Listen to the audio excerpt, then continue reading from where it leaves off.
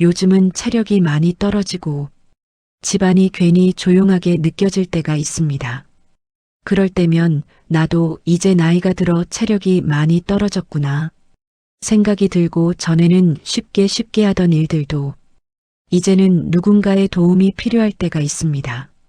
또 배우자와 같이 밥을 먹고 같이 설거지를 하고 같이 소파에 앉아 있는데도 각자의 숨소리만 들리는 저녁이 있습니다.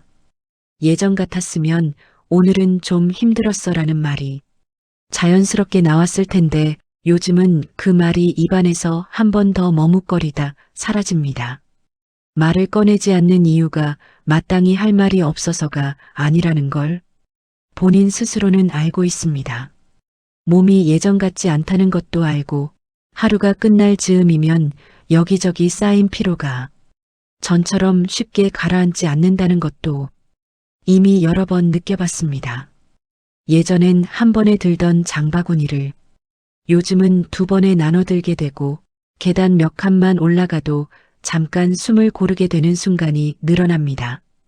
그렇다고 누워 있어야 할 만큼 아픈 것도 아니고 당장 누군가의 손을 빌려야 할 상황도 아닙니다. 그래서 더 애매해집니다. 이 정도를 아프다고 말해야 할지 그냥 나이 탓으로 넘겨야 할지 스스로에게 묻게 됩니다. 약 봉투가 하나 더 늘어난 날에도 그 이야기는 굳이 꺼내지 않습니다. 서랍 안쪽에 조용히 넣어두고 약 먹는 시간도 상대가 보지 않는 틈을 골라 넘깁니다. 괜히 그 약 하나로 상대방이 걱정할까봐 조금은 말하기가 꺼려집니다.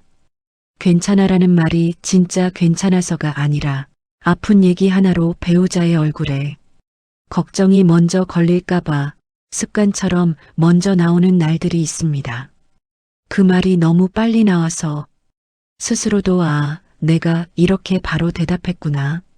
뒤늦게 알아차리게 되는 순간도 있고요. 사실은 조금 피곤했고 조금 무거웠고 조금 쉬고 싶었는데 그 정도 말은 해도 될 것 같았는데 말입니다.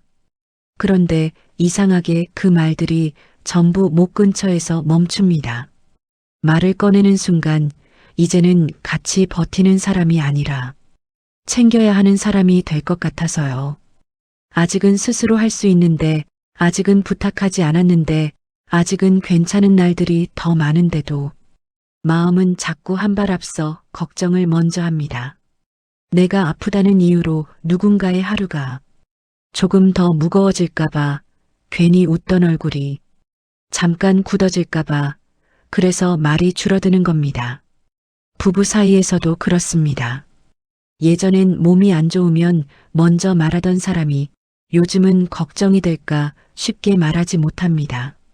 오늘 피곤해 보이는지, 일은 어땠는지, 지금 이 이야기를 꺼내도 되는 날인지, 그러다 보면 아픈 건 여전히 내 몸인데 말을 삼키는 건 항상 내가 됩니다. 서로를 배려한다고 말하기엔 그 말이 너무 깔끔해서 실제 마음과는 조금 다릅니다. 이건 배려라기보다 관계를 지키고 싶은 마음에 혼자 먼저 움츠러드는 쪽에 더 가깝습니다. 몸이 먼저 변하고 그 다음에 마음이 조심스러워지고 그 조심스러움이 관계 안에서 자리를 잡아버린 상태. 오늘 이야기는 그렇게 시작된 마음에 대한 이야기입니다. 아프다는 말보다 걱정이 될까봐 삼킨 말들, 힘이 빠졌다는 사실보다 짐이 될까봐 먼저 접어둔 마음들. 아직 아무도 짐이라고 말하지 않았는데 스스로 먼저 그 자리를 상상해버리는 사람들의 이야기. 지금 이 자리에 앉아있는 우리 이야기이기도 합니다. 오래 같이 살았고 서로의 생활 리듬을 굳이 설명하지 않아도 아는 사이. 그래서 더 말을 아끼게 된 부부가 있습니다. 아내는 요즘 아침에 일어나는 시간이 조금씩 늦어졌다는 걸 스스로 먼저 알아차립니다. 눈을 뜨는데 예전보다 시간이 더 걸리고 몸을 일으키는 순간에 잠깐 숨을 고르게 됩니다. 남편은 그걸 굳이 묻지 않습니다. 아내가 예전처럼 부엌에서 분주히 움직이지 않아도 남편은 기운이 없어? 라는 말 대신 자연스럽게 본인이 밥솥을 열어봅니다. 말이 없어서 모르는 게 아니라 말이 없어서 서로 눈치를 먼저 보게 되는 사이입니다. 아내는 그 모습을 보면서도 아무 말도 하지 않습니다. 전처럼 기운이 없는 날이 많아져서 괜히 이야기가 길어질 것 같아서요. 그날도 병원에 다녀온 날이었지만 집에 돌아와서는 그 이야기를 꺼내지 않습니다. 대신 장바구니를 정리하다가 약 봉투를 제일 안쪽으로 밀어넣고 봉투 위에 다른 물건을 하나 더 올려둡니다. 눈에 띄지 않게, 괜히 먼저 보이지 않게. 남편이 옆에 있을 때는 약을 꺼내 먹지 않고 시간이 조금 늦더라도 혼자 있는 순간을 골라 물 한 컵과 함께 넘깁니다. 그게 습관이 된 지도 꽤 됐습니다. 남편이 묻습니다. 오늘은 어땠어? 아내는 생각할 틈도 없이 말합니다. 괜찮아. 그 말이 거짓말은 아닙니다. 쓰러질 만큼 아픈 것도 아니고 누워만 있어야 할 정도도 아닙니다. 다만 예전 같지 않다는 걸 스스로 너무 잘 알고 있어서 그 이야기를 꺼내는 순간 이제부터는 같이 사는 사람이 아니라 챙겨야 하는 사람이 될 것 같다는 그 생각이 먼저 올라옵니다. 아내는 남편이 피곤해 보일 때면 몸 이야기를 더 미룹니다. 오늘 하루도 힘들었을 텐데 집에 와서까지 내 얘기로 마음을 무겁게 하고 싶지 않아서요. 그래서 아픈 이야기는 늘 하루 뒤로 밀립니다. 내일 말해야지, 좀 더 괜찮아지면 말해야지. 그러다 보면 그냥 넘어가게 되는 날들이 쌓입니다. 남편도 느끼고는 있습니다. 아내가 예전보다 천천히 걷고 무거운 걸 들 때 잠깐 멈칫하는 순간이 늘었다는 걸요. 그래도 먼저 묻지 않습니다. 괜히 묻는 순간 아내가 아픈 사람으로 굳어질까봐, 자기 자신이 괜히 그 역할을 정해주는 사람이 될까봐 조심하게 됩니다. 이 부부는 서로를 몰라서 말하지 않는 게 아니라 서로를 너무 잘 알아서 말을 아끼고 있습니다. 아내는 혼자 있을 때 가끔 생각합니다. 이렇게 하나씩 못하게 되는 게 늘어나면 언젠가는 남편이 나를 도와줘야 하는 날이 오겠지. 그날이 오기 전에 나는 어디까지 말해도 되는 걸까? 어디부터는 그냥 혼자 버텨야 하는 걸까? 그 생각이 들 때마다 아내는 말을 더 줄이게 됩니다. 도움을 받는 게 싫어서가 아니라 아프다는 사실로 남편의 하루를 다르게 만들고 싶지 않아서요. 이 마음이 서운함도 아니고 자존심도 아니라는 걸 아내 스스로는 압니다. 그건 그냥 짐이 될까봐 미리 조심하는 마음입니다. 그날은 아주 별일 없는 날이었습니다. 장 보러 나갔다가 집으로 돌아오는 길이었고 아내는 평소처럼 무겁지 않은 봉투 하나만 들고 있었습니다. 예전 같았으면 아무 생각 없이 들었을 무게인데 그날은 현관 앞에서 잠깐 멈춰 서게 됩니다. 봉투를 바닥에 내려놓고 손을 한번 털고 숨을 한번 고른 뒤에 다시 들어 올립니다. 남편은 뒤에서 그 모습을 보았습니다. 괜찮아 보이는 정도의 순간이라 굳이 말은 하지 않았고 아내도 아무 일 없다는 듯 신발을 벗고 들어옵니다. 집 안으로 들어와서도 그 이야기는 나오지 않습니다. 저녁을 먹고 각자 설거지를 나누고 소파에 앉아 같은 방향으로 TV를 보고 있었는데 아내의 손이 무릎 위에서 자꾸만 자리 잡지 못하고 움직입니다. 남편이 묻습니다. 어디 아파? 아내는 이번에도 바로 대답합니다. 아니야. 그 말이 입에서 나오자마자 아내는 스스로도 조금 놀랍니다. 너무 빠르게 나왔다는 걸 본인만 느낍니다. 잠시 정적이 흐르고 TV 소리만 남습니다. 남편은 다시 묻지 않습니다.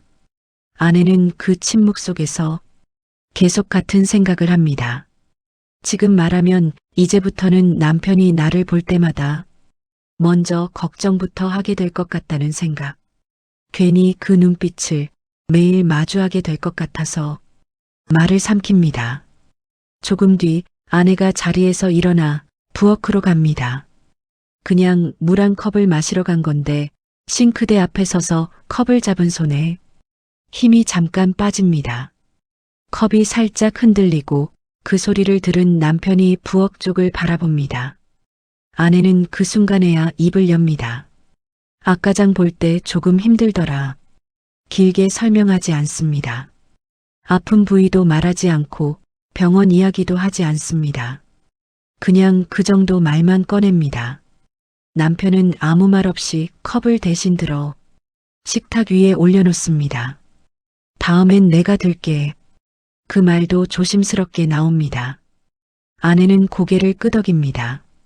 괜찮다고 말하지도 않고 미안하다고 말하지도 않습니다. 그냥 그렇게 고개만 끄덕입니다. 그날 이후로 아내는 아프다는 말을 자주 하게 되진 않습니다.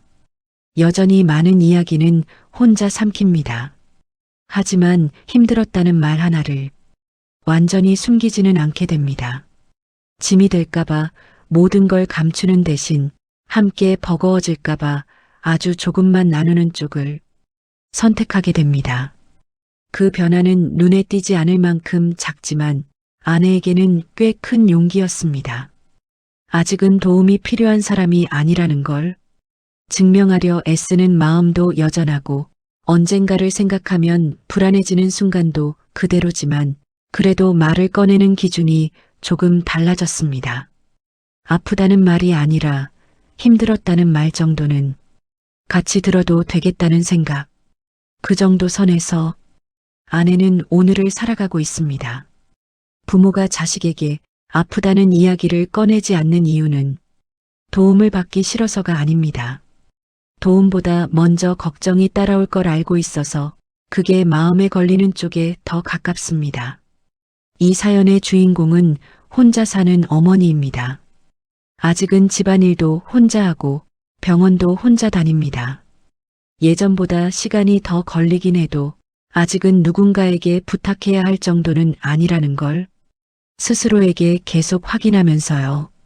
병원에 다녀온 날에도 자식에게는 그 이야기를 바로 하지 않습니다. 오늘 병원 갔다 왔어라는 말 대신 날씨가 좀 쌀쌀하더라 같은 말이 먼저 나옵니다. 자식의 하루가 이미 충분히 바쁠 거라는 걸 알고 있어서 그 안에 내 이야기를 하나 더 얹고 싶지 않습니다. 자식이 묻습니다. 몸은 어때? 어머니는 잠깐 숨을 고른 뒤 말합니다. 괜찮아. 이 말 역시 거짓말은 아닙니다. 당장 쓰러질 것 같지도 않고 누워만 있어야 하는 날도 아닙니다.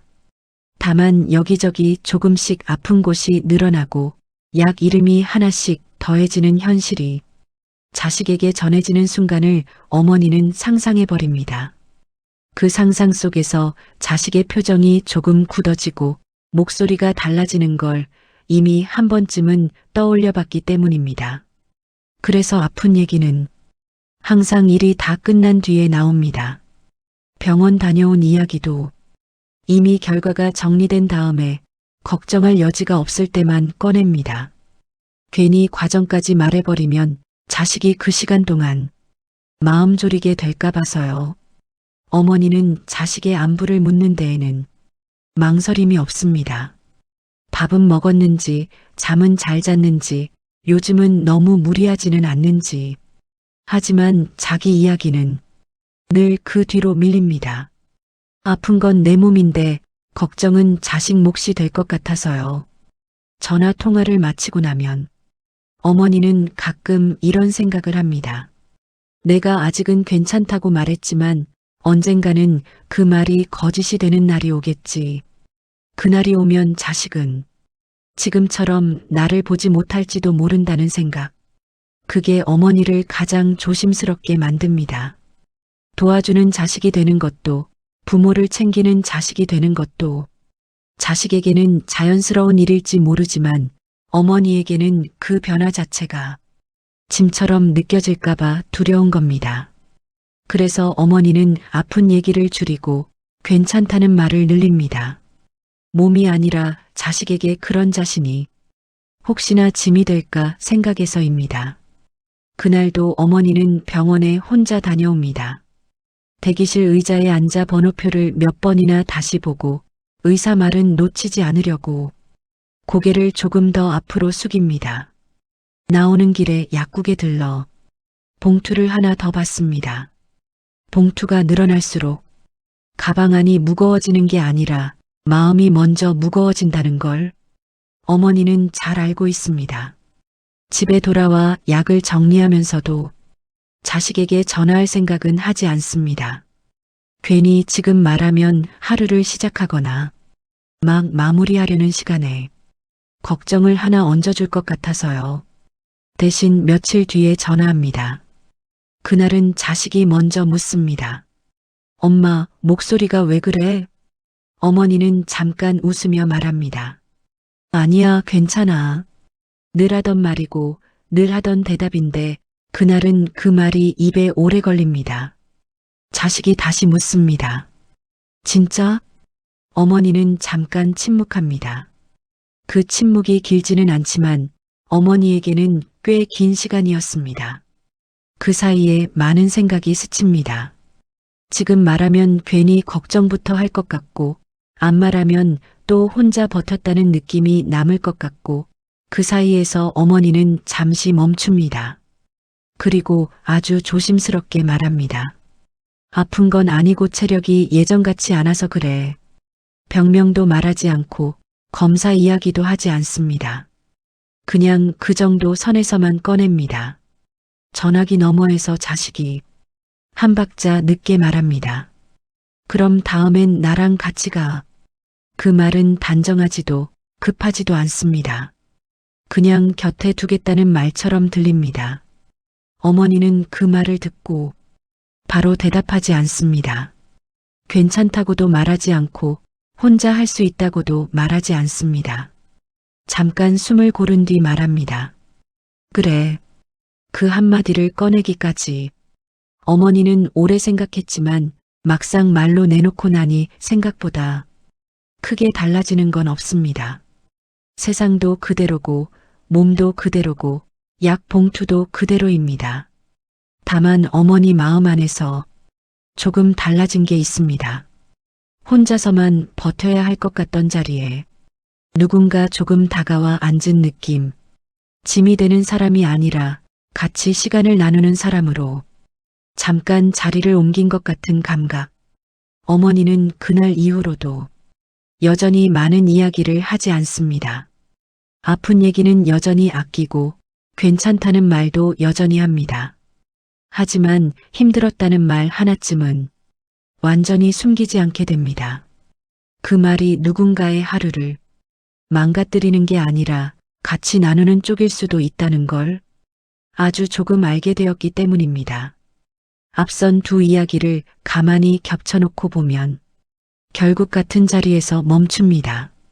부부도 부모와 자식도 모두 몸이 먼저 변해버린 뒤에 마음이 한 발 늦게 따라오는 순간에 서 있습니다. 아픈 게 문제가 아니라 아프다는 이유로 누군가의 하루를 무겁게 만들까봐 말을 줄이게 되는 마음. 도움이 필요한 사람이 되는 게 아니라 걱정이 필요한 사람이 될까봐 스스로 먼저 조심해지는 상태입니다. 아직 아무도 짐이라고 말하지 않았는데 마음이 먼저 그 자리를 상상해버리는 겁니다. 이런 마음을 옛사람들도 이미 알고 있었습니다. 불경 법구경에서는 늙음의 괴로움을 몸의 아픔으로 설명하지 않습니다. 남에게 의지해야 한다고 스스로 느끼는 순간 그때 마음이 먼저 무너진다고 말합니다. 그래서 사람은 아파도 말하지 않고 힘들어도 혼자 버텼을지도 모릅니다. 약해서가 아니라 누군가의 짐이 되었다고 느끼는 순간이 가장 두려웠기 때문입니다. 조선의 학자 정약용 역시 비슷한 마음을 남겼습니다. 그는 그래서 늙은 부모가 자식에게 가장 미안해하는 것은 도움을 받는 일이 아니라 걱정을 남기는 일이라고 적었습니다. 아픈 걸 숨긴 마음은 무책임도 고집도 아니라 관계를 지키고 싶었던 아주 오래된 사랑의 방식이었을지도 모릅니다. 그래서 이 마음은 잘못된 감정이 아닙니다. 너무 오래 자기 몫을 다해 살아온 사람들이 자연스럽게 갖게 되는 마음입니다. 여기서 우리가 할 수 있는 건 인생을 바꾸는 결심이 아닙니다. 아주 작은 허용이면 충분합니다. 첫째, 하루에 한 번, 몸과 마음에게 동시에 안부를 묻는 시간입니다. 괜찮은지 묻지 않아도 됩니다. 오늘은 조금 어땠는지, 조금 무겁지는 않았는지, 그 정도면 충분합니다. 둘째, 아픈 이야기가 아니라 힘들었다는 말 하나를 허용해 보는 겁니다. 설명하지 않아도 되고 해결책을 찾지 않아도 됩니다. 그 말 하나가 누군가의 짐이 아니라 같이 들어주는 이야기일 수도 있다는 걸 스스로에게 먼저 알려주는 일입니다. 셋째, 관계의 거리를 갑자기 줄이지 않아도 됩니다. 도움 대신 안부, 부탁 대신 공유, 괜찮아 대신 오늘은 조금 힘드네 정도의 말이면 충분합니다. 이건 삶을 바꾸는 실천도 아니고 내일을 약속하는 다짐도 아닙니다.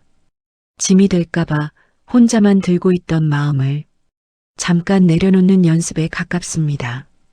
그리고 그 연습은 누군가에게 기대는 연습이 아니라 관계를 계속 이어가고 싶다는 조용한 신호일지도 모릅니다. 좋아요와 구독이라는 작은 손길 하나가 이 이야기를 내일로 이어줍니다. 오늘 하루 몸이 먼저 늙고 마음이 뒤따라가는 그 속도 안에서 스스로를 너무 재촉하지 않는 시간이 되셨길 바랍니다.